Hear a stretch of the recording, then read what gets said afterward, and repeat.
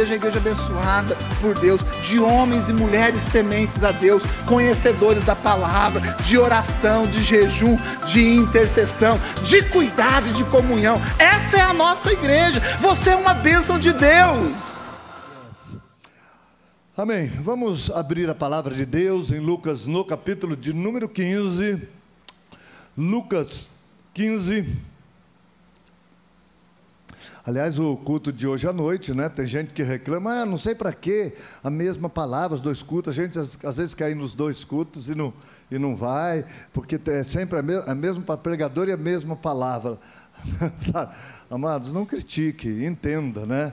A gente quer dar sempre a mesma direção nós temos pastores também, viu? Nosso pastor é o pastor Danilo, e esse método não é invenção nossa, é dele, vem de lá, o culto de lá, de Ribeirão Preto, né? Também é dessa maneira, mesma palavra, mesmo preletor de manhã é à noite, né? Então, hoje, aqueles que reclamam têm a oportunidade de vir nos dois cultos, tá? E também os que não reclamam, né? Vai aparecer muito mais os que não reclamam do que os que reclamam.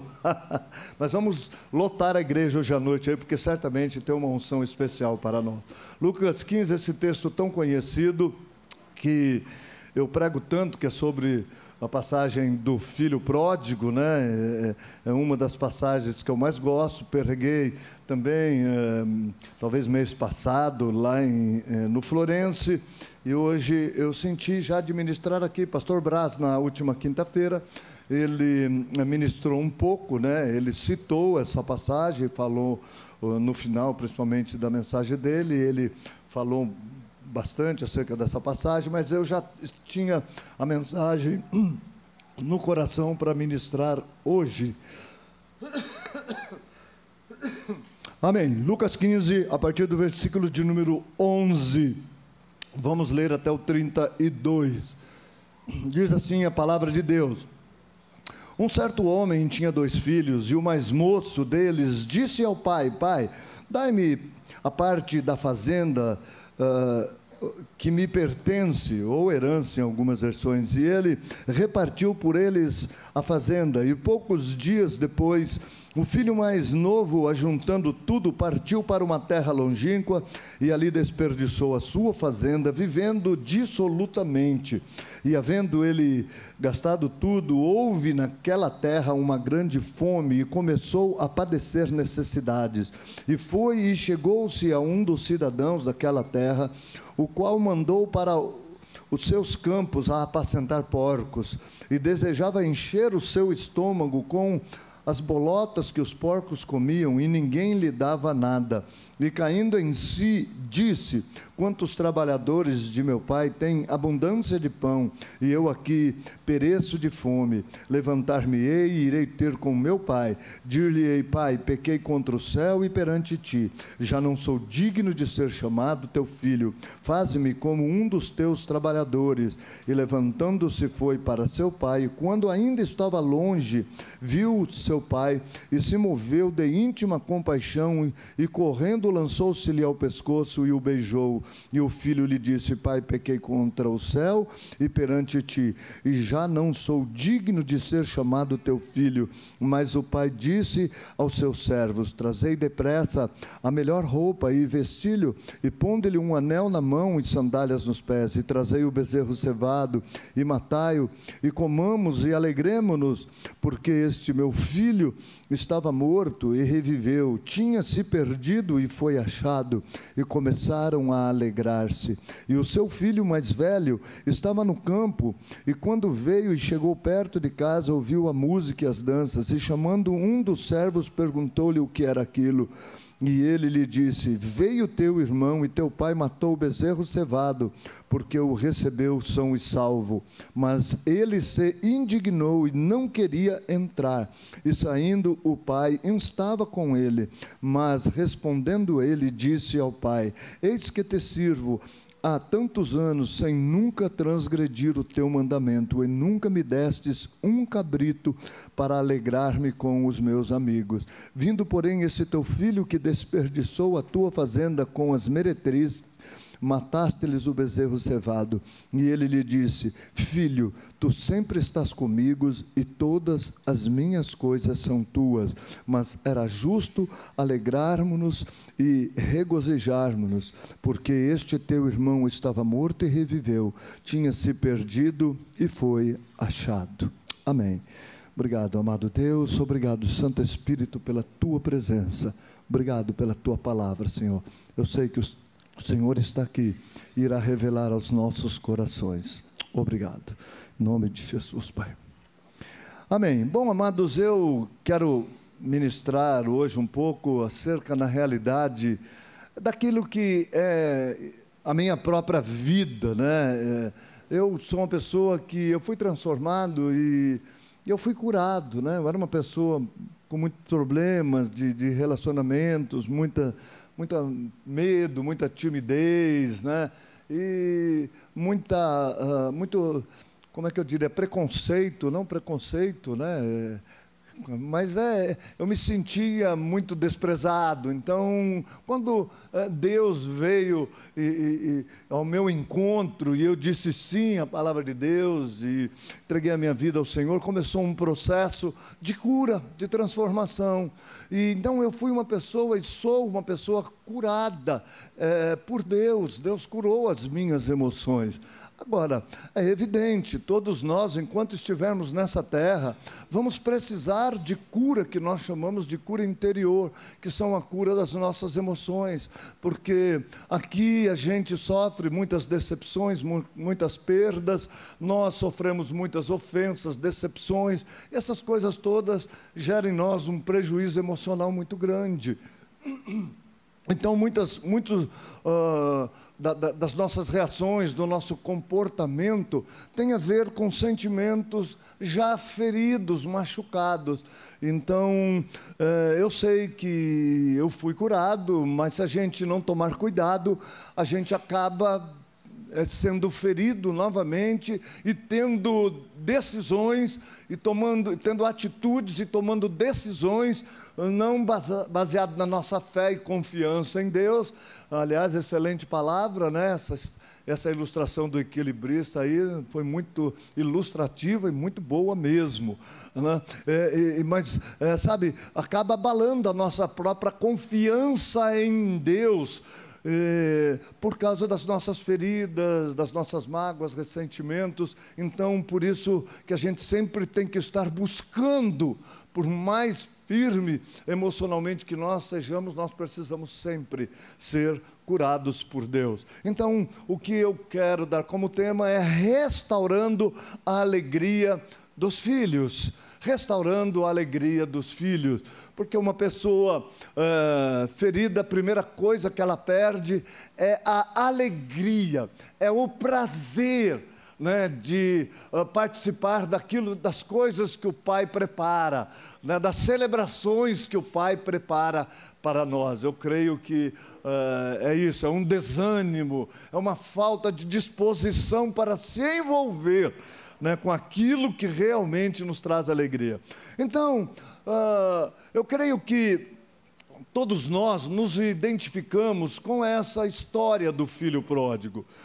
Hoje nós falaremos mais focados no irmão mais velho aí, né, ou no filho mais velho, ou no irmão do filho pródigo, que eu penso, nós nos identificamos um pouquinho mais, porque nós já fomos bem mais parecidos. Pode até ter um ou outro aqui que ainda seja o pródigo, que está por acaso aqui para agradar alguém, que o convidou, uma pessoa querida, né, e precisa restaurar a sua vida com o pai, porque está longe da casa do pai, né, vai para a casa do pai só como visitante, né, mas eu creio que nós todos já passamos por esse processo do pródigo que foi restaurado e curado na presença do Pai. Porém, eu creio que nós hoje nos identificamos mais aqui com o irmão, então, do irmão mais velho aqui, do filho pródigo. E porque estamos na presença do Pai, não saímos da presença do Pai, porque esse irmão mais velho, ele é o exemplo de uma pessoa que apesar de estar perto, próximo ao Pai, junto ao Pai, é uma pessoa que está fora da comunhão, que são as celebrações, eu diria, da alegria dos filhos. Não? O pai sempre se alegra com a presença dos seus filhos, e sempre que os filhos se reúnem ao pai de uma maneira especial para participar das celebrações, né? Dos cultos, né? Deus, ele promove uma festa, ele sempre tem uma festa, ele sempre tem alegria para nós. Porém, esse homem aqui, a gente olha, ele era uma pessoa que representa aqueles que estão simplesmente para ouvir algo que muda a história dele. É muito bom, estão na igreja para isso, mas está fora da comunhão, que não quer se envolver com a comunhão, com a celebração dos filhos. Aliás, quando chega nesse momento de festa, às vezes eu gosto de perceber as pessoas, né? O corpo da pessoa muitas vezes não expressa, não representa aquilo que está sendo declarado. Nós estamos falando de alegria, né? A Pamela disse que resgatou aqui uma música antiga, mas acho que ela resgatou várias, né? E isso é muito bom, porque as músicas antigas têm mais conteúdo, né? As músicas mais atuais você precisa ter revelação de Deus para entender aquela letra, né? Você fala coisa que você não sabe o que você está falando. Eu, sinceramente, às vezes eu canto música, eu não sei o que eu estou falando, né? Eu não sei, eu não falo. Eu estou falando, né? Moisés, suba o monte em meu lugar. Pai, tira o medo. Que diz Moisés sobre o monte em meu lugar? Eu não sei o que é isso. Então, hoje as músicas são muito assim, sabe? A pessoa tem que ser expert, tem que ter feito teologia, tem que ter tido revelação para poder realmente adorar a Deus. Então eu não gosto de música que não tem muito significado, que qualquer pessoa que entra na igreja não entenda, né? Sabe, as pessoas se escandalizam, né? Sabe, fica só fogo, fogo, fogo, fogo, fogo cantando, fogo, fogo, fogo, o que é isso? Sabe, eu não gosto dessas coisas, sabe? Ruja, ruja, ruja, ruja, ruja, ruja, ruja, eu não gosto, eu acho que isso mexe muito mais com a emoção do que com o espírito, porque nós oferecemos a Deus um culto racional, né? Então, racional, você tem que saber o que você está falando e fazendo. Então, por isso que eu não gosto muito de complicação. Então, resgatar músicas antigas é muito bom, porque expressam muito mais. As novas, muito mais levam as pessoas à emoção do que uma verdadeira adoração, né? É lógico que é bom as emoções serem envolvidas, mas Deus, ele procura por verdadeiros adoradores, e verdadeiros é aqueles que sabem o que estão falando, sabem o que estão adorando. Eu sei que todas as músicas são inspiradas, mas para a pessoa que compôs e para aquelas que ele explicou, olha, eu vou explicar essa música, olha, Deus diz isso, isso, então a pessoa quando canta, ela já está instruída, tá bom? Então, só isso, só um parênteses aqui. Então, sabe, amados, nós, então, temos que ter essa alegria, se envolver com a celebração, ser parte, o nosso corpo tem que responder, né? Quando eu digo eu sou alegre, eu tenho que estar alegre, pelo amor de Deus, e bater palma, para dar uns passinhos, vamos lá, mesmo que nem robozinho, vamos lá, eu danço,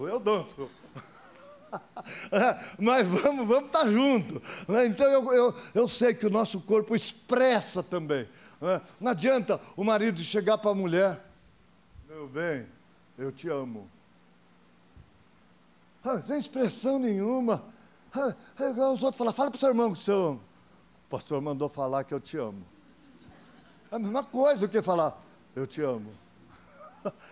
Então, o corpo expressa, né? Chega para essa mulher, meu amor, você é tão preciosa para mim, eu te amo.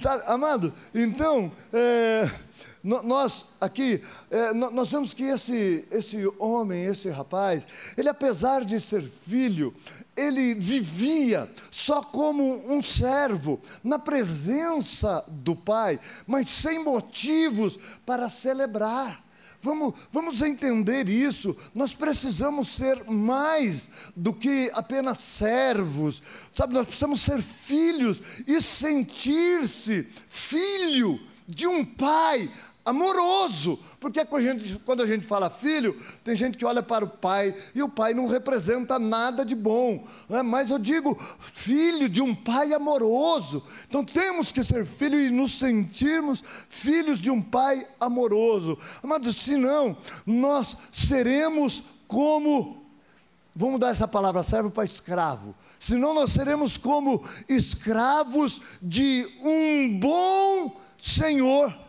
Amado, escravos de um bom Senhor que trata a gente bem, com carinho. Isso é um bom dono de escravo.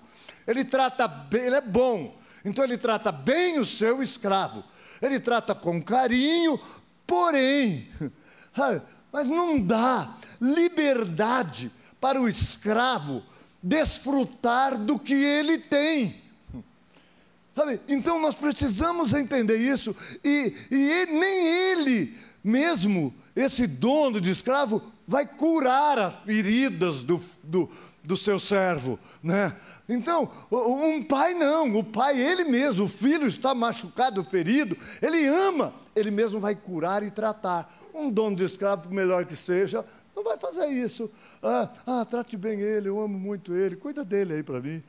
Então, agora, nós precisamos entender, sabe, que Deus quer mais de nós. Sabe, e esse filho, esse jovem que nós estamos falando, esse rapaz ou homem, eu não sei, assim era esse filho, cheio de feridas, cheio de mágoas e sem nenhuma liberdade diante daquilo que era do seu pai. Então, nós precisamos entender que, sabe, nós somos alcançados por Deus, e hoje nós podemos entender que Jesus se fez servo. Sabe, Jesus se fez servo.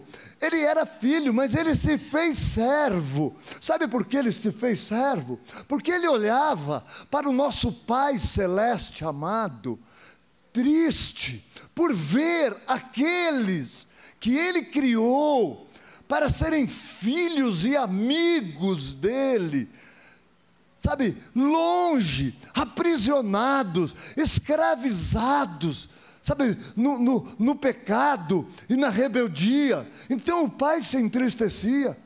Aí o Senhor Jesus, como um filho, ele fala: Pai, eu vou lá para servir esses seus filhos, a minha própria vida, para resgatá-los. Sabe, porque Deus tinha instituído a morte de animais. Não, eu vou lá. Eu vou, porque eu, como Senhor, eu amo a todos. Sabe, então, Jesus se fez servo por amor ao Pai, para alegrar o coração do Pai, para resgatar pessoas que foram criadas para ser filhos e amigos. Sabe, pessoas que viviam completamente fora da vontade de Deus. E eu digo, sabe, muitos de nós, não vou dizer todos porque seria um exagero, né? Muitos de nós saímos do pecado e da rebeldia porque fomos alcançados pela graça, pelo amor de Jesus. Porém, muitos de nós continuamos feridos, não fomos curados. Saímos do pecado, saímos da rebeldia, mas não fomos livres, curados das nossas feridas. Sabe, amados, e eu digo, como filhos, assim como Jesus, nós decidimos servir a Deus, servir ao Pai para alegrar o coração dele. Nós decidimos servir cuidando de pessoas. Mas porque servir a Deus é cuidar de pessoas. Quem vem limpar a igreja são pessoas que vão sentar aqui. Alguém limpou a igreja, alguém limpou o banheiro lá para você, alguém deixou um ambiente aqui. Então são servos de Deus. Nós servimos aqui a palavra, Não é só eu pegar a Bíblia, abrir e vir aqui trazer algo que eu gosto, não. Eu fico um dia, meio dia, 2 dias, eu fico preparando, eu fico a semana inteira orando, sabe, clamando, não o dia inteiro, lógico, né? Mas todos os dias peço, Deus, dê uma palavra para aquelas pessoas, Senhor, eles vão lá para ouvir a tua voz. Então, sabe, por que eu faço isso? Porque eu quero servir a Deus, e eu sirvo a Deus servindo vocês, e quando vocês são servidos do nosso empenho, da nossa dedicação, nós nos alegramos. Sabe por quê? Porque quando você se alegra, se agrada, o Pai se alegra, o Pai se agrada. Então, nós fazemos isso por amor ao Pai, para alegrar o coração do Pai. Então, nós nos colocamos, apesar de filhos, como servos, porém, sem perder a nossa identidade de filho. Muitas pessoas são servas exemplares, mas perderam a sua liberdade e alegria. Ou seja, liberdade, paz, alegria são frutos do Espírito. Amado, isso são características de um filho de Deus, que está satisfeito com aquilo que o Pai tem dado a ele. E nós muitas vezes nos descaracterizamos, perdemos a identidade de filho, perdemos a alegria. Amados, e quando olhamos para esse rapaz que a gente fala dele, esse filho, ele certamente amava o pai e o servia, porém ele não cuidou dos sentimentos dele. Então ele acabou perdendo a sua identidade de filho, e por isso quem perde a identidade de filho não tem liberdade nenhuma para participar da alegria, da celebração dos filhos. Aquela celebração era dos filhos, sabe? Podia até entrar um servo, mas com todo respeito e sem toda a liberdade, porque a festa era do filho, ou dos filhos.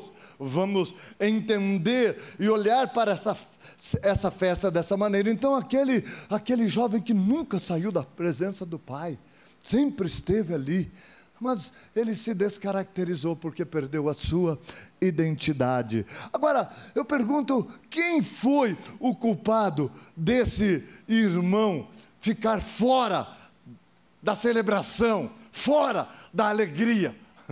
Quem foi o culpado? Olha, naturalmente, humanamente, se nós olharmos, e é bom, amados, porque eu disse que nós nos identificamos muito com esse rapaz, esse homem aqui. Naturalmente nós poderíamos dizer que o culpado, em primeiro lugar, foi o irmão dele, o irmão mais novo. Por quê? Porque ele abandonou a família, ele deixou o irmão agora trabalhando sozinho ao lado do pai, e mais, gastou o dinheiro deles, que todos trabalharam para ganhar, torrou, porque principalmente a Bíblia que diz, a versão que diz herança, ele não tinha direito a herança nenhuma. O pai estava vivo, ele não tinha nem direito de receber o que era dele. O pai falou, ele pediu, o pai falou, tá bom, você quer a sua parte? Que parte? O pai está vivo, a família está lá reunida, todo mundo trabalhando, eu vou embora, me dá minha parte, né, da fazenda, me dá minha parte da herança. Peraí, sua herança você espera, quando eu morrer você recebe. Não, mas o pai, como um pai amoroso, deu. E aí, esse rapaz então saiu, abandonou eles trabalhando sozinho, ainda para recuperar o dinheiro que o safado gastou. Então, se você olhar, esse irmão pisou na bola, porque o outro irmão convivia com ele, sabe? Eles tinham um relacionamento ali, a Bíblia não relata como, mas era um relacionamento de irmãos, que fazem o mesmo trabalho, não cita nenhuma inimizade. Então, se você olhar, o primeiro culpado foi este irmão. Além do mais, ele foi embora e agora volta, e nem procura o irmão dele. Oh, mano, perdão, olha, eu pisei na bola. Ah, mas não teve tempo. Não, não foi tudo assim, pá. A festa já acontecendo, o irmão lá trabalhando, quando ele volta, ninguém avisou ele. Que desprezo. O irmão não procurou ele, falou, mano, poxa, eu pisei na bola, eu virei as costas para você, deixei você aí trabalhando sozinho, me perdoa. Mas isso acontece com todos nós, pessoas que nos abandonam, viram as costas, sabe, a gente paga um preço porque aquela pessoa nos abandonou, e a pessoa volta e nem pede perdão. Então, o primeiro culpado eu vejo era realmente esse irmão. O segundo, amado, é o pai. Aqui, esse pai, ele tem uma figura de Deus, ele tem uma figura de um pai físico, ele tem a figura de um líder da igreja. Um líder. Estou vendo os irmãos ali, né? O Josué e a Milena, né? São meus discípulos lá, minhas ovelhas haitianas, né? São haitianos, e os haitianos, há muitos haitianos me chamam de papá. Meu papá. Me chamam de papai, né? Muitos deles me chamam de papai. Lá, e estarei lá no próximo domingo pela manhã, e o pastor Eduardo, que já estão com saudade dele, estará ministrando aqui para vocês. Então, amados, o segundo aqui foi, o segundo culpado, se nós olharmos, foi esse líder, foi esse pai, que nem comunicou o filho da festa. Nem comunicou, nem mandou os servos, ele lá vai lá e chama o seu irmão, né? Fala para ele que eu estou esperando ele aqui, a gente vai fazer uma festa. Ele nem sabia. Então o pai teve a sua culpa e, além do mais, matou o bezerro cevado. O pastor Braz falou um pouco do bezerro cevado aqui. De bezerro cevado o Braz entende mais do que eu.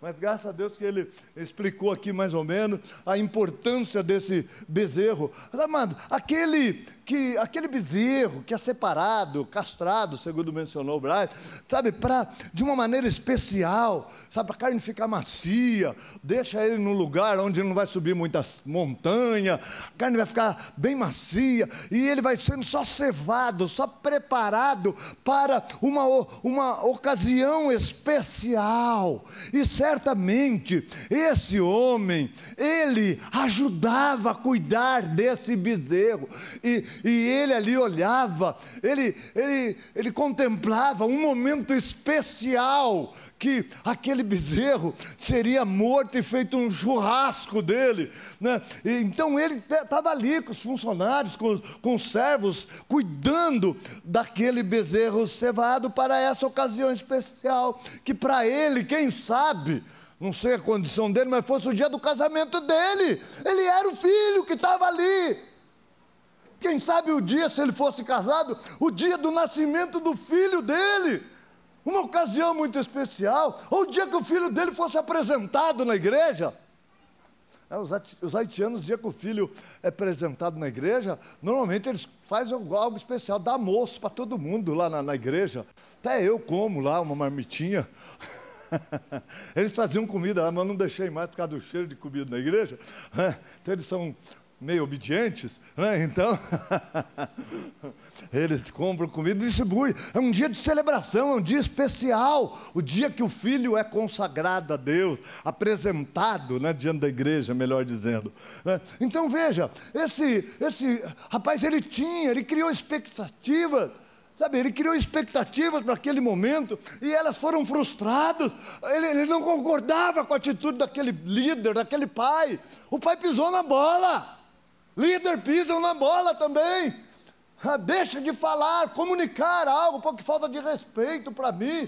Se você olhar bem, amado, esse rapaz, ele tinha motivos para estar aborrecido, para estar ferido, como ele estava chateado, sabe, porque ele criou expectativa. Sabe, mas cuidado com as expectativas frustradas, sabe, você tem que saber lidar também, porque uma expectativa frustrada é uma sensação, muitas vezes, é um sentimento de injustiça para com a nossa vida, sabe, injustiça.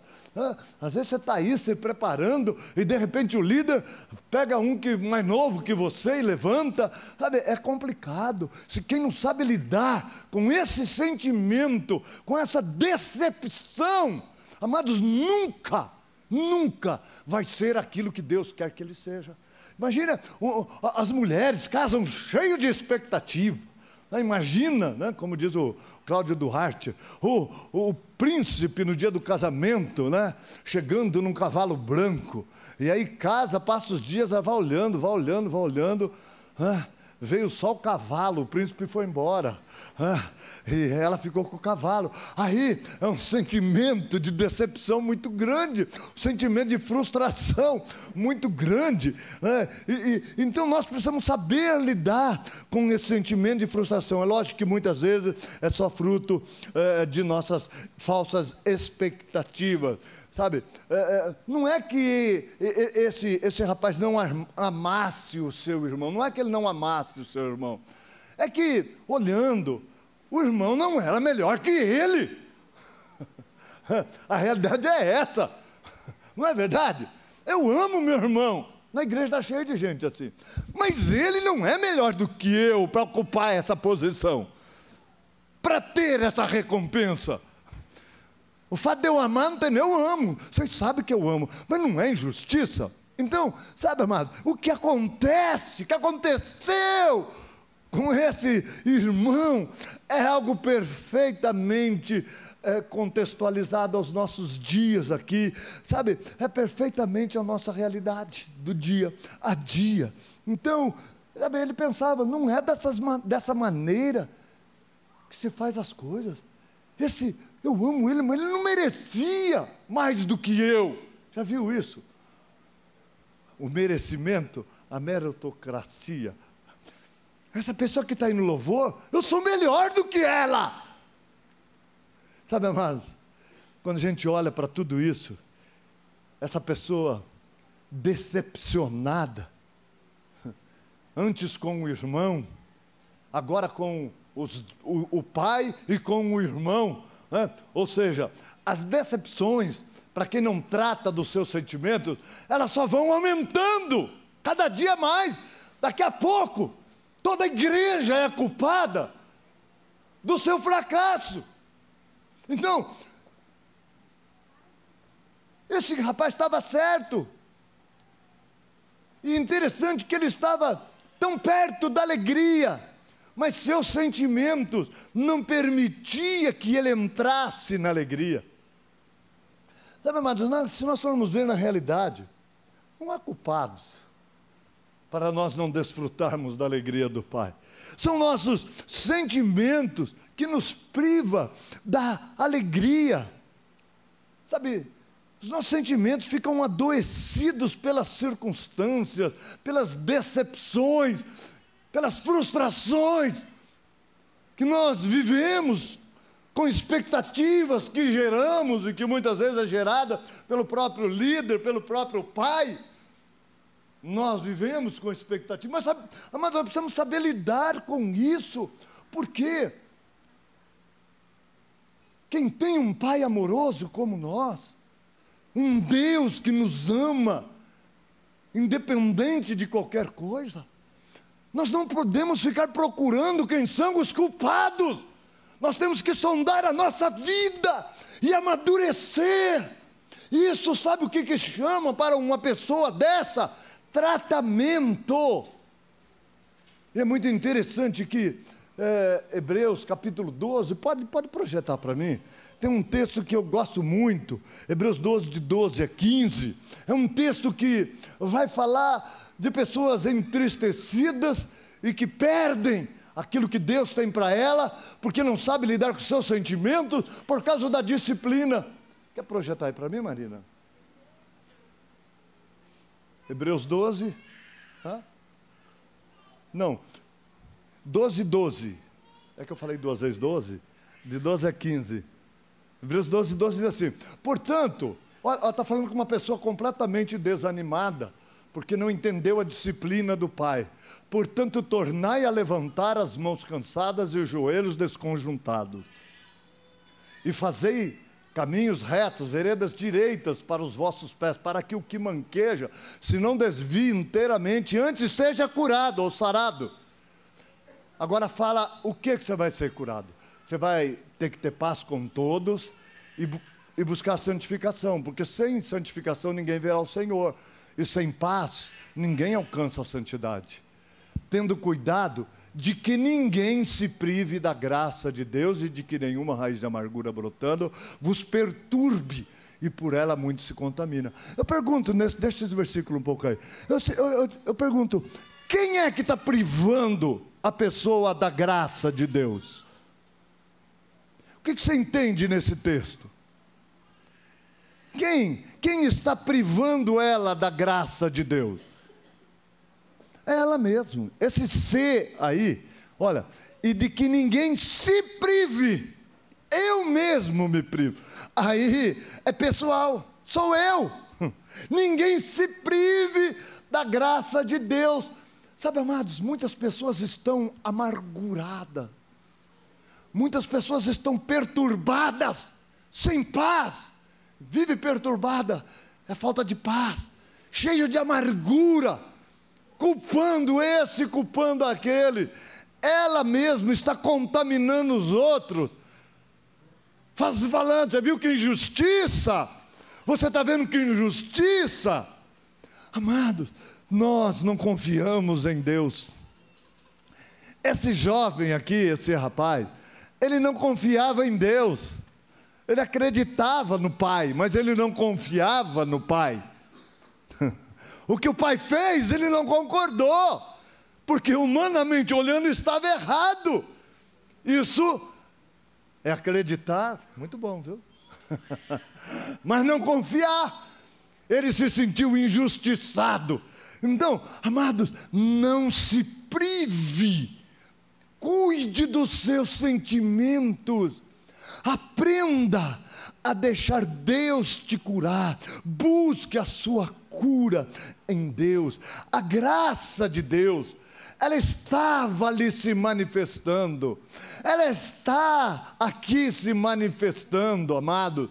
Sabe, há uma unção de alegria pelo amor do Pai e de graça para com seus filhos. Esse filho voltou e ele sentiu a graça. O pai recebeu ele não queria tudo isso. Ele falou: pai, eu só quero ser um servo. O pai falou: não, eu não quero só um servo, eu quero um filho. Já chegue aqui como filho. Eu quero te cuidar como um filho amado. Você não pode se privar da graça do Pai. É muito interessante, amado, porque a mesma graça que alcançou o filho pródigo, a mesma graça que o envolveu e com a alegria da casa do Pai, sabe, essa mesma graça afastou o irmão da alegria. Olha que interessante. Sabe, você quer a graça de Deus sem você merecer, para você. Mas é muito difícil você entender a graça de Deus para com os outros. Aí a gente é legalista. Aí a gente fala: não merece, está errado, é a pessoa errada, eu faço o melhor. Não entende o tratamento. Queridos, vamos entender que o Pai, Ele ama todos da mesma maneira. O Pai, Ele ama a todos igualmente. Filhos são diferentes. Uns viraram as costas, foram embora. Não quero mais saber de igreja, não quero mais saber do pastor Vilela. Teve um irmão aqui que falou isso. Quero saber mais de ninguém, vou levar a minha vida, mas ele sempre volta. E sempre é bem-vindo quando volta. Mas como eu sou criticado, como os pastores são criticados, quando a gente fala: olha, restaura o ministério da tal pessoa. Pô, mas já essa pessoa deu tanto problema. Mano, é graça. como é que nós acreditamos. É fácil dizer que acredita em Deus, mas acreditar nas pessoas de Deus e nas pessoas que se dizem arrependidas, aí é mais difícil. Acreditar nos outros é muito mais difícil. Então, amados, nós vemos que a mesma graça que envolve uma alegria, afasta outros da alegria. É isso que enche a pessoa de tristeza. A graça que encheu o filho pródigo de alegria, encheu o irmão dele de tristeza. Como é que pode? Injustiça, sentimento de injustiça. E o pai estava com aquele rapaz que não queria entrar na festa, insistia que ele se envolvesse com alegria. Queridos, Deus está insistindo com vocês para se envolverem com a alegria dos filhos. Hoje, que você possa sair daqui, não apenas como um servo, mas como um filho de Deus. O Pai ama todos da mesma maneira. Um sempre esteve ali, outro abandonou e voltou, está aqui. O Pai ama igualzinho, não tem isso aqui de diferença. Do que Deus ama a mim, ama o pastor Eduardo, do que ama qualquer um de vocês, não tem isso aqui de diferença. O amor é igualzinho. O que muda são os nossos sentimentos, é a nossa fé. Deus não tem privilegiados, amados. Uns nunca saíram do lado do Pai, sempre estiveram ali, mas não são melhores. Deus ama tanto um quanto ama o todo. E Deus, Ele quer que você sinta esse amor. Essa semana a gente começou a ler o livro de Jó. Na semana passada a gente leu o livro de Jó.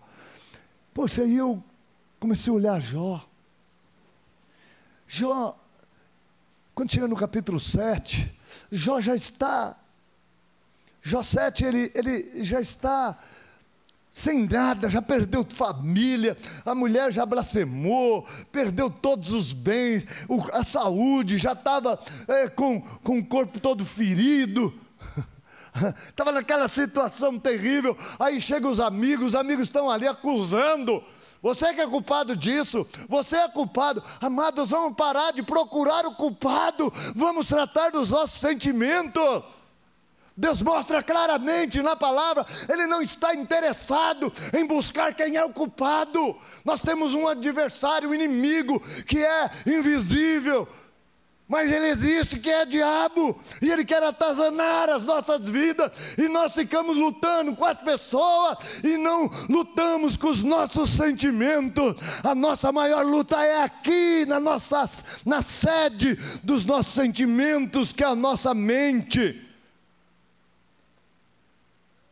Então, vamos aprender a lutar com as armas que Deus nos deu. E Jó estava ali, e os amigos foram, e procurando culpado, os amigos dele, dizendo: você é culpado, porque Deus é bom. E Jó, naquela situação, Jó fala: até meus melhores amigos que vieram me consolar, Deus me mandou para consolar, né? E aí quando chega no capítulo 7, estou encerrando já, no versículo 17, 7:17, ele, apesar de toda a situação que ele vivia, ele está pedindo a morte. No verso 16 ele pede a morte. Põe o 16 para mim, Marina, um atrás.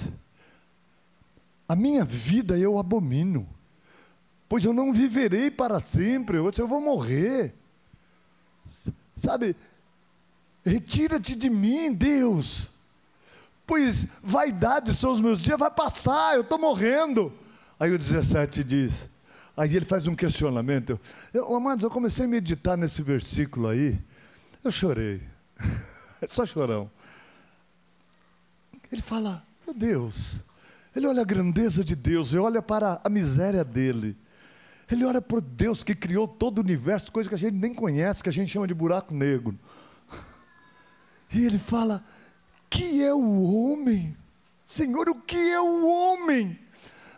para que tanto o estimes, para que tanto o queira bem. Olha, e ponha sobre ele o teu coração.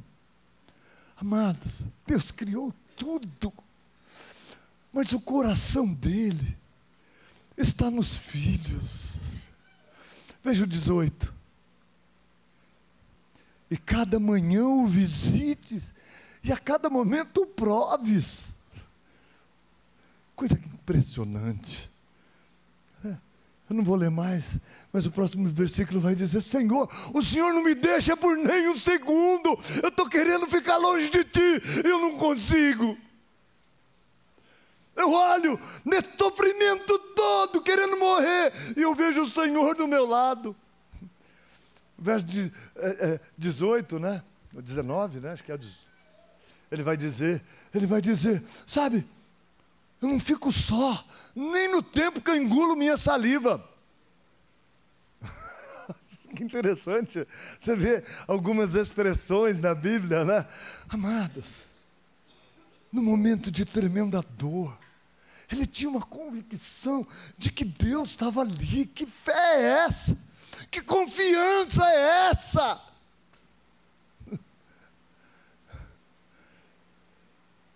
Ele podia se sentir na garupa do equilibrista que caiu lá de cima do prédio. Mas Deus estava ali cuidando. Amados, vamos entender, o amor de Deus está aqui. Não importa as lutas, as decepções, tem algo muito maior. E ninguém pode te impedir.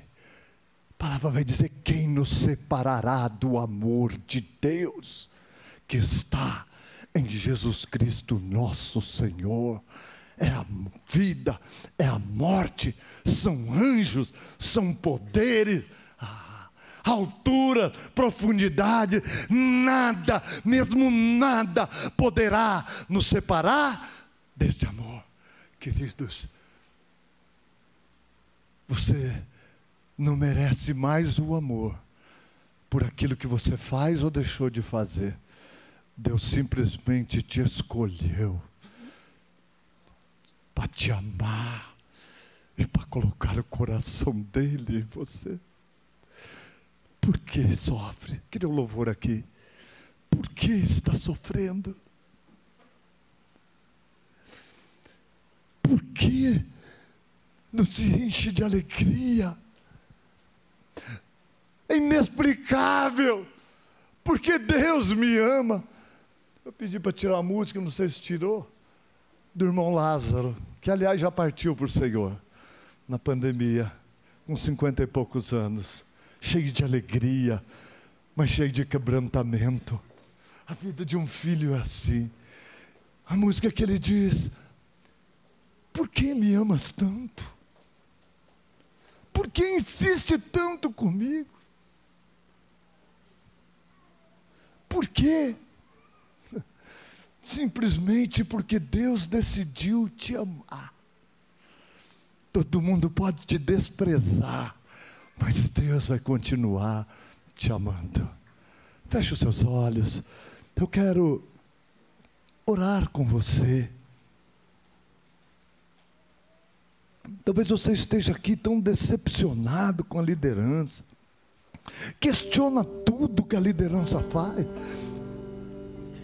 Por que isso? Por que aquilo?